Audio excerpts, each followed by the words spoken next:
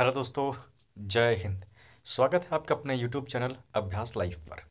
दोस्तों, आज हम लोग वन वर्ड सब्स्टिट्यूशन में पढ़ेंगे कुछ रिलीजियस टर्म्स को, यानी कुछ धार्मिक शब्दों को जो आपके एग्जाम में पूछे जाते हैं। तो रिलीजियस टर्म्स से जो क्वेश्चंस बनते हैं उसमें से हम सबसे पहला वर्ड पढ़ने जा रहे हैं और हमारा पहला है a holy book. For example Gita, Quran, Bible etcetera. तो जो होली बुक होते हैं, जो किताबें होती हैं, धार्मिक पुस्तकें होती हैं, उन्हें हम कहते हैं स्क्रिप्चर्स। स्क्रिप्चर्स माने क्या होती है? धार्मिक पुस्तकें। ठीक है, स्क्रिप्चर्स माने धार्मिक पुस्तकें, जो भी होली कुरान या होली बुक है उन्हें हम स्क्रिप्चर्स कहते हैं। इसी तरीके से दूसरा शब्द है वर्शिपिंग आइडॉल्स। आइडॉल्स माने मूर्ति, यानी मूर्ति का पूजा करना, मूर्ति पूजन करना। ये क्या कहलाता है? ये कहलाता है आइडोलेट्री। आइडोलेट्री का मतलब मूर्ति पूजा की प्रथा, मूर्ति पूजा की प्रथा या मूर्ति पूजा करना, वर्शिपिंग आइडॉल्स। अगला है रिलीजियस इंटॉलरेंस। रिलीजियस माने धार्मिक, इंटॉलरेंस माने असहिष्णुता, यानी कि धर्म के मामले पे आपको एकदम बर्दाश्त नहीं है। कोई आपके धर्म पर अंगुली भी उठा दे तो आप उसकी अंगुली काट देंगे, उसकी गर्दन काट देंगे। ये सिस्टम क्या है? ये आपका बाइगोट्री है, यह फाइनेटिसिज्म है। बाइगोट्री या फाइनेटिसिज्म का मतलब होता है कट्टरपंथी। क्या होता है? कट्टरपंथी होता है। तो रिलीजियस इंटॉलरेंस बैगोट पर्सन में होता है, जो बैगेटरी या फैनेटिक पर्सन में जो होता है फैनेटिसिज्म होता है। नेक्स्ट है ब्रेकिंग ऑफ रिलीजियस इमेज, यानी जो धार्मिक एक पहचान बना है या धार्मिक इमेज बनी हुई है, उस चीज़ को तोड़ना, समाप्त करना, यानी मूर्ति भंजक का काम करना। तो मूर्ति को तोड़ने वाला इकोनोक्लास्ट होता है। क्या होता है? इकोनोक्लास्ट। तो वो इकोनोक्लास्ट होता है, इकोनोक्लास्ट होता है। बट यहाँ पर क्या है? मूर्ति को तोड़ना, मूर्ति को तोड़ना इकोनोक्लाज्म कहलाता है। फिर नेक्स्ट इसी तरीके से शब्द है आपका to use dirty language against God और रिलीजन। आप किसी धर्म के खिलाफ या किसी के भगवान के खिलाफ कुछ कुछ उल्टा सीधा बोल रहे हैं, उन्हें गाली दे रहे हैं। हो सकता है कोई हिंदू धर्म का व्यक्ति किसी अपने दूसरे धर्म को कर रहा हो, अपने धर्म को छोड़कर, या कोई मुस्लिम धर्म का व्यक्ति अपने धर्म को छोड़कर किसी दूसरे धर्म को गाली दे रहा है।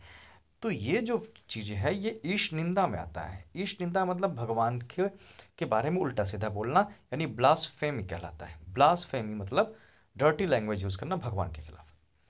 इसी तरीके से नेक्स्ट वर्ड होता है आपका the platform in a temple where an idol is kept, यानी एक ऐसा जगह, मंदिर में एक ऐसा जगह जहाँ पर मूर्ति को रखा जाता है, यानी मूर्ति को जहाँ पर रखा जाता है उस जगह को क्या कहते हैं? उस जगह को अल्टार कहते हैं। अल्टार याद रखना, अल्टर नहीं है, ALTER नहीं, ALTAR है अल्टार। अल्टार मतलब वेदी, वेदी। फिर इसी तरीके से नेक्स्ट है blind adherence to the dictates of the religious books, यानी अंधविश्वास जो भी धार्मिक किताबों में है, लिखा गया है, वही सच है, उसके अलावा और कुछ नहीं है। एक आंख मूंद कर मैं इस बात पे विश्वास कर रहा हूँ। तो यानी आप फंडामेंटलिज्म लेकर चल रहे हैं। आप फंडामेंटल माने होता है मूल बेस। तो आप जो लिखा है किताब में बस उसी के आधार पर चल रहे हैं, ना उसके आगे सोच रहे हैं ना उसके पीछे सोच रहे हैं। तो ये भी एक धार्मिक शब्द हो गया।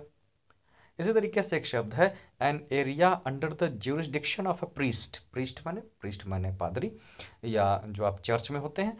तो एक वो जगह जो कि पादरी या प्रीस्ट के अंतर्गत आती है, उन्हें हम क्या कहते हैं? डायोसिस कहते हैं।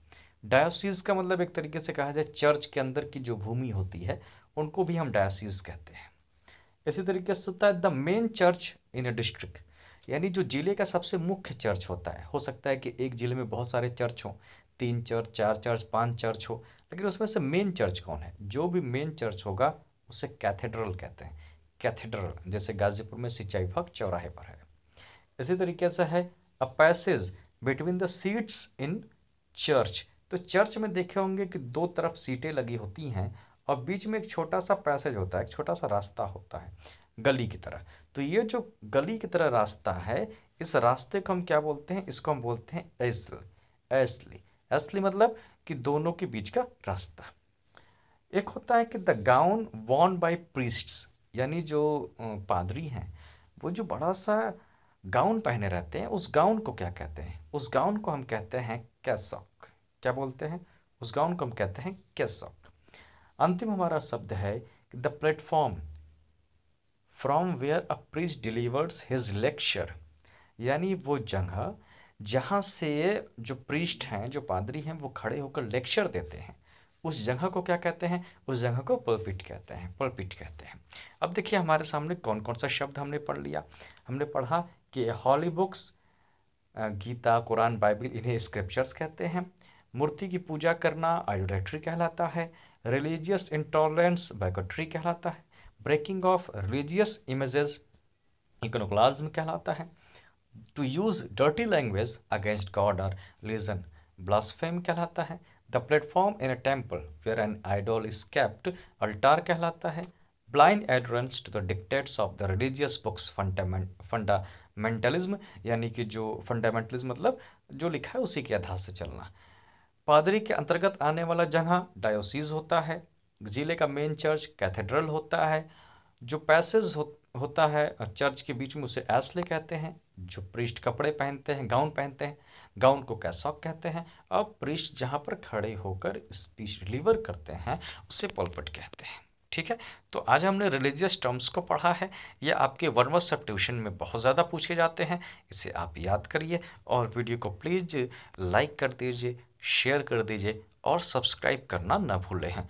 Thank you very much to all of you.